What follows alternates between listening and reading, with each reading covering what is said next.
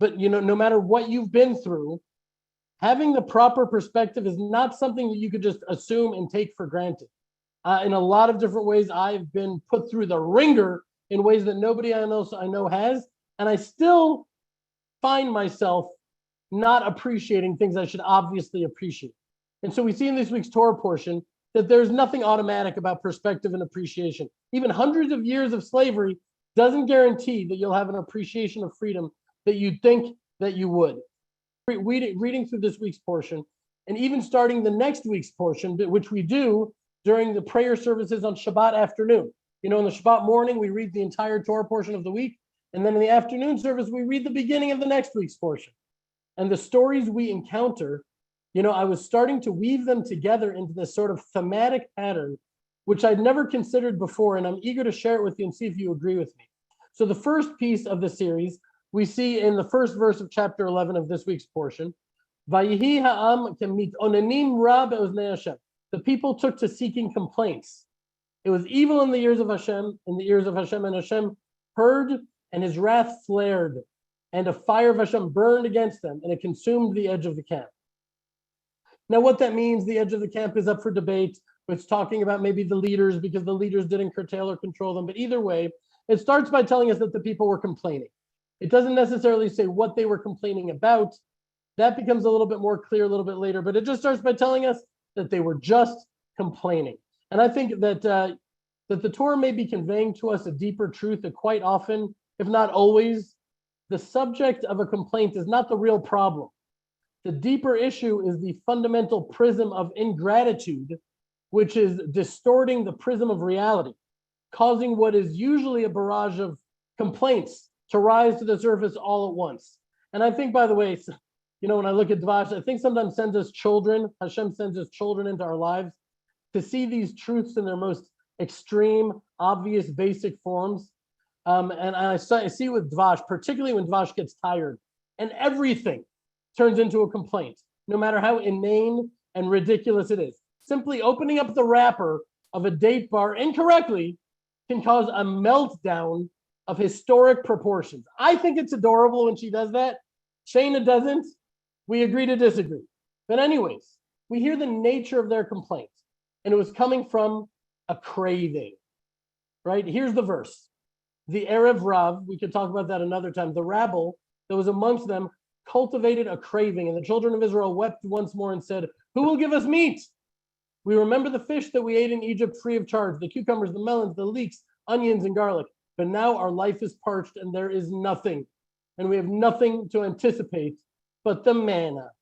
It's like nothing to anticipate but the manna. It's like cringeworthy. Who could say that? Can you even imagine the audacity? The chutzpah? The chutzpah is so extreme that it's almost inspiring to have that level of chutzpah. Complaining to the creator of the world who rescued you from Egypt, gave you the Torah, sustaining you through the desert, complaining to him that the food that he is personally preparing for you as your private chef, then saying it's not as good as the food that was given to you by the genocidal taskmasters who enslaved you and murdered your children. It's more than chutzpah. It actually seems crazy. Okay, but let's look at the next piece here. So Miriam and Aaron, they come together for a little juicy sibling gossip. Anyone who has more than one sibling knows that this is very easy to fall into. When it's your sibling who you both love them, something about gossiping about them just feels a little bit more harmless about it. Almost like it's your right to do it. Like it's not that bad. And maybe it's not. That is unless your sibling is Moshe Rabbeinu, right? Unless your sibling is Moses, the greatest prophet in the world, the most humble man in history, then maybe it's a problem. So here are the verses inside.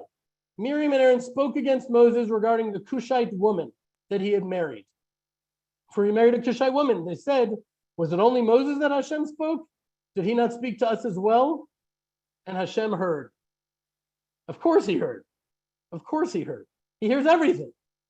And listen, we don't need to go into all the details here. I am an expert into going into all sorts of side points and forgetting where I was to begin with. But the point here is that these two spiritual giants, the first high priest of Israel right, Aaron, and Miriam, the prophetess who saved Moshe from certain death. Despite their unparalleled greatness, they were able to lose perspective to such a degree that they actually slandered their brother with a hint of the accusation that he may have some sort of ego problem. So crazy was this accusation. Jeremy's talked about it before. We're always attacked on our greatest strength.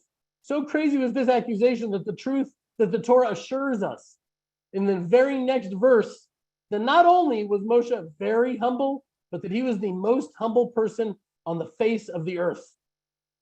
Okay, and then the next piece that I want to weave into this dark and shameful episode of the spies, because the portions of the Torah are sort of a later differentiation.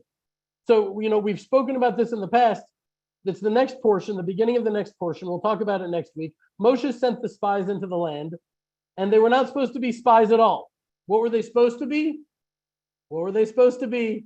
Tourists. They were supposed to be tourists. They were supposed to tour the land. Here's the verses. Chapter 13, verses 1 and 2. Hashem spoke to Moshe, saying, send forth men, if you please. Men meaning like men of dignity, men of leadership. Send forth men, if you please. Vayituru, the land of Canaan. They should vayitur the land of Canaan that I give to the children of Israel. One man each from his father's tribe shall you send, every one a leader among them. So vayitur is often translated as they should spy out the land of Canaan. But that's really not, I don't know why it's translated that way. Vayituru, they were sent to be tourists from tour. And what do tourists do? They go to TripAdvisor to see all the beautiful places in the land, to get inspired, to enjoy themselves. They want to come back with good pictures and things to brag about, things to share about. They want to say good things. But these appointed leaders took the directive in a very entirely different direction, the opposite direction. Instead of having the eyes to see the beauty and the holiness and the light, they saw fear and danger and threats and darkness. And the more I was reflecting back on these three back-to-back narratives, the complainers, Miriam and Aaron, with the gossip about Moshe, and the whole thing with the spies, it became clear that the underlying blemish was not in the specific subject they were contending with or complaining about. It wasn't about the food, it wasn't about Moshe, it wasn't about the land. I think the blemish was much more basic than that. It was about the eyes through which they were seeing things. It was about the fundamental prism through which everything in their lives, everything in their world was being perceived and received. And the more I reflected on it, the more deeply I identified with all of them, the complainers and Miriam and Aaron and the spies. I was just going through the different parts of my life in my head, because I have this whiteboard. Jeremy knows how many hundreds of whiteboards I have in the futile attempt to make sense of what is inside my brain. And one of my whiteboards has every single category of my life, from nutrition to exercise, spiritual study, Torah study, meditation, exercise, marriage, children. Anyways, I could go on and on and on. I was going through all of these different parts of my life, and I was painfully realizing that if I was going to be honest about it, despite the overwhelming, unimaginable myriad of blessings that has been showered upon me, in nearly every facet of my life, there was something that I wish was different in some way. And I felt bad about that. And while at first I was really judging myself really harshly about it, the more I was reflecting on it in light of the portion, that critical self-judgment started softening as I realized what great biblical company I was in. We're all in, because, to us here in this fellowship, while these three stories may make you, think about these characters and Miriam, Moshe, and the nation of Israel and the spies, they sound like complainers and just people of little faith, totally lacking faith. When you are in it, when I'm in that place, when the head is spinning and all I see is anger and rage, when you're swept away in this compelling narrative of grievance and victimhood, it seems to you that it's so true, the way you're seeing it, that there's simply no other way that you can look at it. There's no other way that it can be seen. Obviously, it's true. It actually seems like, in some ways, our eyes are the most vulnerable organs in our bodies. They're the most susceptible to being warped and twisted with distortions and illusions, which got me to think about a debate that I recently heard that I was deeply troubled by. Jeremy, I haven't discussed this with you, but I wanted to. It left me feeling very uneasy. And it was a debate featuring Dennis Prager. Do you guys know what I'm talking about? Did you hear about this? Dennis Prager. And it was about pornography. And I'm going on too long here, so I'm not going to share the clips that I wanted to share that he said, but I'll summarize his point. Basically, he was saying that according to Judaism, we are judged by our actions and not our thoughts, and that somehow pornography isn't inherently that evil. That's what I took from what he was saying. That it can somehow be used to bolster a marriage and not necessarily damage the marriage. He was saying that pornography is not necessarily so evil that most theologians say, and that a lot of I think he was debating a Christian guy also, that, and I was so deeply disturbed by this because it felt like it was a chilul Hashem, a desecration of Hashem's name. Because, from everything I understand, and, even more from everything I understand, everything I deeply and intuitively know, that's just wrong. It's not true what he's saying. Not only is it incorrect, it's just wrong. And here was Dennis Prager, someone who I really, really respected. And you know what? I still respect him. I don't have to throw the baby out with the bathwater. I'm sure he says good things that he says, but he's someone that I really, really, and a lot of people respect and look to him as the source of understanding Judaism. And here he was, sharing a perspective that I felt, honestly, it probably said more about him and his viewing habits than it did about Torah or Judaism. I was so disturbed that I actually commented on the YouTube video, which I don't think I've ever done before. Who comments on YouTube videos? And my comment was really quoting one verse. I tried to find the comment, but I couldn't find it. But I remember the verse that I quoted, which quite perfectly is positioned in this next week's Torah portion after the story of the spies. Chronologically, right after the three stories that we've been talking about. Here's the verse. It's part of the verse. It's not the whole verse. You shall not stray. You shall not stray after your heart and after your eyes, which lead you astray. Not only that, Ari, but I do want to point out that the word in Hebrew, stray, asher atem zonim achreihem. Yeah, I'm about to say that. The word, oh, you're about to say that. Okay, good. No, it's okay. You go ahead. It's clear in the Hebrew. Yeah, so what I was going to say is, meaning it says that the word that's used is asher atem zonim achreihem, meaning you shall not stray after your heart and after your eyes, which you prostitute after. It's like, harlotry, that your eyes lead you to harlotry. That's the word that's used. And to me, this version is conveying the deepest truth. This version is telling us that Dennis Prager couldn't be more wrong, that it all starts with the eyes. We need to guard our eyes with a vigilance, because if we don't, if we glance at things that we shouldn't be looking at, if we focus on things that are not our business or our domain, we are fundamentally compromising our spiritual immune system and opening it up to be infiltrated by foreign, distorted, perverse thoughts, which can lead to these fantasies that we then start comparing our actual beautiful life compared to these fantasies. And it can be so overwhelming and compelling that it can lead us to act in a way that if we were to see it happening to someone else, we would judge them as insane, which is actually what it is.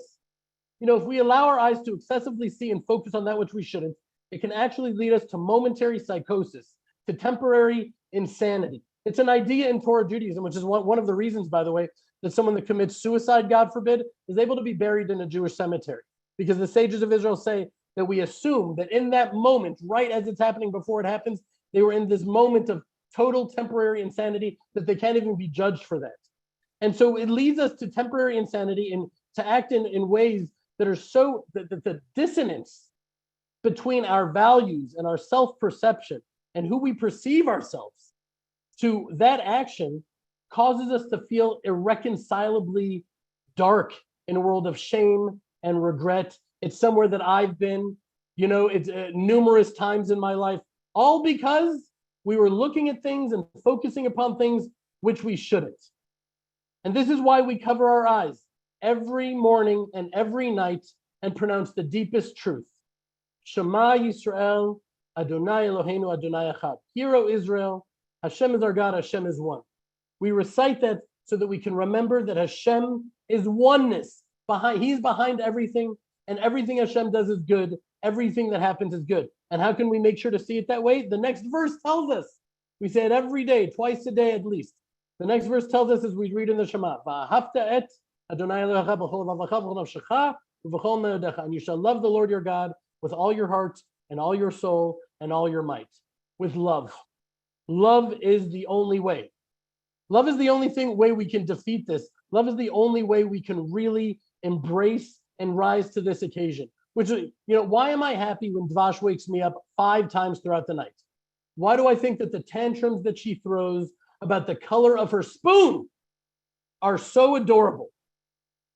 The answer is because I just love her so much that by extension, I love everything about her. I'll discipline her strongly, but my love for her never, ever wavers.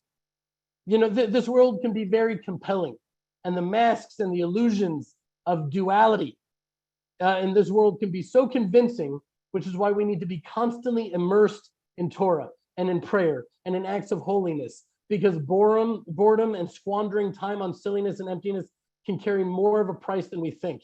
I've been praying with some of these ultra-Orthodox Jews, and I go early and I watch them learning the Talmud with each other, and they are screaming and fighting and into it for hours and hours and immersed in it, and it's not my thing.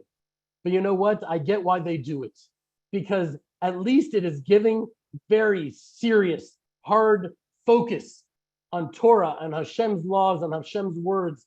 And that is a better place to be than just letting your mind wander anywhere at the very least.